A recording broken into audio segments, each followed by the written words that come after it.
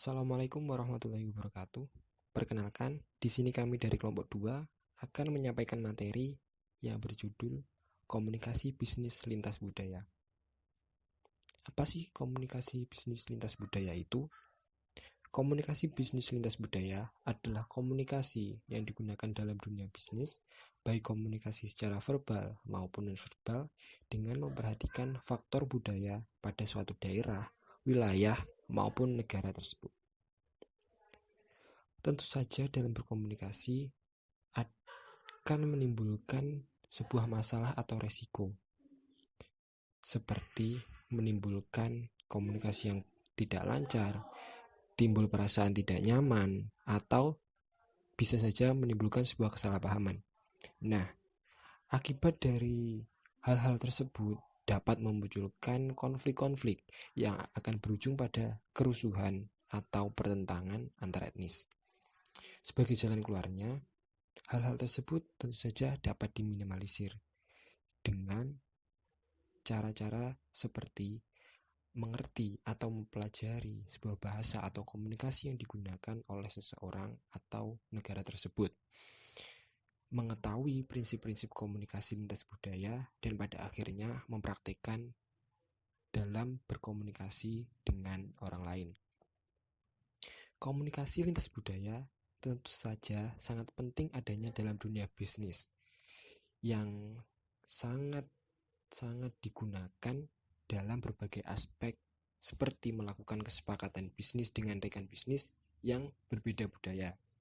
Maka dari itu, penting sekali untuk mempelajari komunikasi lintas budaya untuk menghindari adanya kesalahpahaman dalam berkomunikasi. Memahami budaya dan perbedaannya.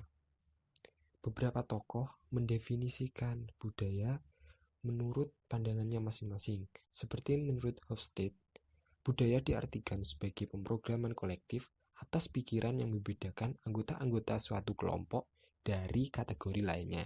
Sedangkan menurut Murphy dan Hildebrand, budaya diartikan sebagai tipikal karakteristik perilaku dalam suatu kelompok. Pengertian tersebut juga mengindikasikan bahwa komunikasi verbal dan nonverbal dalam suatu kelompok juga merupakan tipikal dari kelompok tersebut dan cenderung unik atau berbeda dengan yang lainnya. Selain itu, dalam budaya juga mencakup atas norma, simbol-simbol, dan kepercayaan atau keyakinan pada diri mereka masing-masing. Kemudian, komponen budaya. Beberapa tokoh menyampaikan atas pandangan apa yang menjadi komponen-komponen dalam budaya. Seperti menurut Lehman, Hemstreet, dan Beatty, setiap elemen atau dalam budaya itu mencakup atas nilai-nilai, norma-norma, simbol-simbol, bahasa, dan pengetahuan. Menurut Mitchell, komponen budaya itu mencakup atas bahasa, kepercayaan, sopan santun, adat istiadat, seni, pendidikan, humor, dan organisasi sosial. Sedangkan menurut Kateora, budaya memiliki beberapa elemen, yaitu budaya material, lembaga sosial, sistem kepercayaan, estetika, dan bahasa.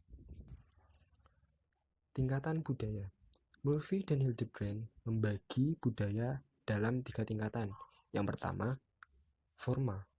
Pada tingkatan formal, budaya merupakan sebuah kebiasaan yang dilakukan oleh suatu masyarakat secara turun-temurun dari generasi satu ke generasi selanjutnya, dan hal itu bersifat formal atau resmi. Yang kedua, informal. Pada tingkatan ini, budaya diteruskan oleh suatu masyarakat dari generasi ke generasi dengan cara dilihat, didengar, dipakai, dan dilakukan tanpa mengetahui alasannya mengapa budaya itu dilakukan. Yang ketiga, teknis.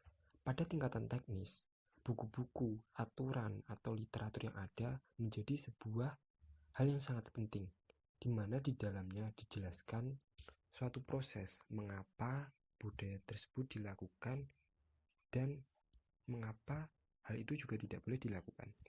Komunikasi dengan orang berbudaya asing. Berikut adalah hal-hal yang harus kita ketahui sebelum kita melakukan bisnis secara internasional atau dengan orang yang berbeda budaya dengan kita. Yang pertama, belajar tentang budaya. Ketika kita akan merencanakan atau memiliki rencana untuk melakukan bisnis secara internasional, hal yang paling utama dan pertama kita lakukan adalah mempelajari tentang budaya-budaya mereka. Hal ini menjadi salah satu jalan bagi seseorang agar komunikasi yang dilakukan dapat berjalan dengan efektif dan tentu saja lancar.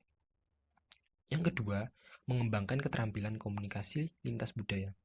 Mempelajari apa yang dapat dilakukan oleh seseorang tentang budaya tertentu merupakan suatu cara untuk menemukan bagaimana cara mengirim pesan dan menerima pesan-pesan lintas budaya secara efektif. Yang ketiga, melakukan negosiasi lintas budaya. Orang-orang yang berasal dari budaya yang berbeda dengan kita seringkali mempunyai pendekatan negosiasi yang berbeda pula. Tingkat toleransi dan ketidaksetujuan pun juga bervariasi.